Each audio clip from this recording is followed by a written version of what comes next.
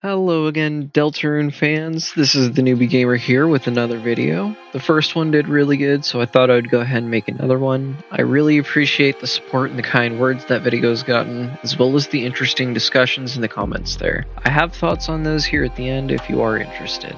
With all that said though, in the last video I mentioned I had a few other theories about what we see in Chapter 3 and the story overall. I'm going to go ahead and put both of those ideas into this video since they line up with the same idea pretty well. Let's start off with one of my favorite portions of these chapters, the retro section of the game. We start off in the Tenna area where we go and complete basic tasks and return for points. The first section has some secrets you may miss but are shown here, but nothing too extreme. If you go and score enough points, you can unlock a secret version of the game by scoring the S rank. Now, I don't want to talk about everything that happens in it, but there's a very specific moment that I do want to talk about. It's towards the end, so if you haven't experienced this part yet, I highly suggest that you give this part a try. So, the part that I'm talking about is when you finally do acquire the Shadow Mantle and have the sprite walk off screen. The reason I feel this moment holds a key to something much more important is how the sprite itself ends up working. Since in the original, Chris themselves is the one to actually take damage, while in Tenna's version, the damage is ordered in the game at the top. This is due to how the game loads each time you start it. The soul is placed into the original version while the game appears over it, while in Tenna's version, all the party members are put into the game by stars. So when the sprite walks off screen, does the soul also go with it as well? We do have a moment where we see something very interesting. We have control over a dialog box and the sprite at the same time. This would mean that we would both have control over the dialog box soul and the soul inside of the sprite. So where did the second soul come from? Just before this, the sprite takes itself off screen and then returns like this, but every time we go to the edges of the screen in the game, it warps to another location. So when it goes against the edges of the screen, after leaving the game, where does it warp to? People think that the sprite reasonably just disappears, but some unique interactions show that that isn't the case. If you take too long to respond, or answer Susie's prompt too far away from the edge of the screen, Susie will walk over and unplug the controller, making the sprite poof out of existence. If you swing at Susie, however, she never goes to unplug the controller, and neither does Chris. So the sprite never disappeared, meaning it is still somewhere. Upon further review along recording the footage in the background, I did notice that we do hold the controller in our inventory after that moment, but we are not shown that same kind of moment with the sprite, implying that something else may have happened with it. I'm also finding it odd that the controller will no longer work on any of the different game screens throughout the chapter, meaning it probably may not be there to use those different sections. Another thought I had about it is that this could be the moment we actually made the vessel. The soul seemingly comes in from out of nowhere, but what if this is that moment where the soul came from? Now it could be related due to something in Chapter 7 due to the effect used when the heart teleports in being the same one used when we close up Dark Fountains, so there's more likely a connection between those two things. But I thought that is an interesting connection with the information we have now. So if it didn't end up at the moment we made the vessel, where does it end up at? It seemingly comes back in from the right, and we can both have it and the soul move after it comes back from that direction with seemingly no explanation. There's no moment where we have more than one soul. Except there is a meta explanation for this. We as players have more than one soul. We have an infinite amount of them.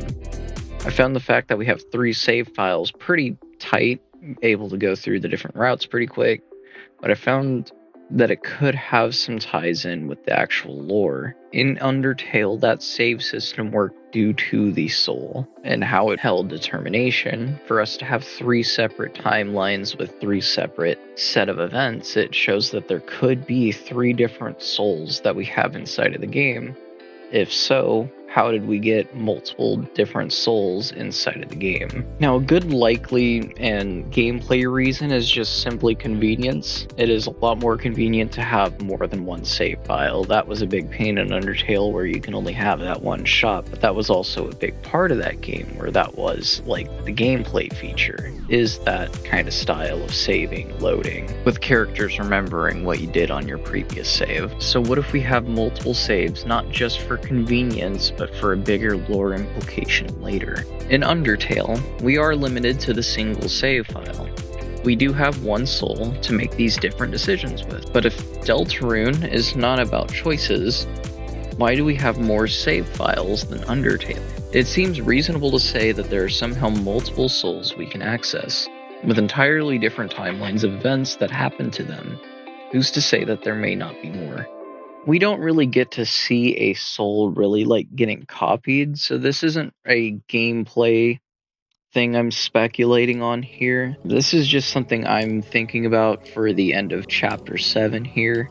Something I've noticed people talking about is how people forget about Chris when it seems odd that they do, since the idea of being forgotten through resets relates back to goners, surprisingly. When timelines keep resetting and people keep forgetting about Chris, which makes it imply that we have been resetting in this game and people are slowly forgetting who we are, and we're slowly having a piece taken away from us each time we do it. And I think that piece is a part of the soul that's being taken by something and being used to make these copies that we as players use to control the sprite, the player, and that makes it so we can have multiple on the screen at the same time.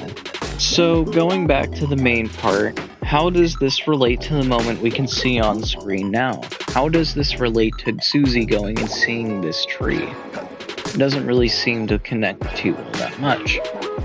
But one key thing is that if we're resetting our timelines, a key thing in Undertale is the idea of deja vu. If you don't have your true pacifist or genocide runs, what happens when you reset is that monsters have some vague memory of your past playthrough. So, if we have that kind of moment happen here, we could have monsters like Susie or Ralse remember different things throughout the different resets. It seems like Ralse honestly does have that same attribute Flowey has, where he remembers previous resets, because he acts like he knows what's going on, people commonly associate him with it, and it's like that's the connection there, is that he can still remember the past resets. It's not like his attitude is the same, he's a little bit more lighthearted, but he probably doesn't know what to do with all that information, probably thinking that looping the same thing is safer than trying something different and having a different result be worse. So ultimately my idea is this: what if, to achieve the true ending, we need to make memorable moments in the first playthrough so that the characters remember those specific moments and let us on a second playthrough access different routes that we didn't have before. So how do I feel like this deja vu idea ties back into the retro game area in chapter 3? Well, I feel like it's a very simple thing, that it would come back in a very neat way of Susie just remembering you have the odd controller, from her noticing you doing the puzzles and did the different games and stuff, just taking note that you have a sword. So when Tenna's out, she's going to go and try to prompt you to do that, even though at that point in the story she wouldn't know about it yet. So a bit of a side note, there is a seashell in the second section of the Tenna's area here. It basically is asking you to move it somewhere else, to hear like a secret message. Picking it up with Susie and moving it doesn't work. Trying to go to the next screen with it doesn't work. You can't toss it in the water, but if you go up to it, it says that you could still hear the sound of the ocean if you choose not to listen to it, and if you choose to listen to it like you've seen, it's saying it's a shame it's repeating all it knew. And I feel like if we are stuck in a loop, that line, it's a shame that it's repeating all it knew, that it's very relevant to that idea.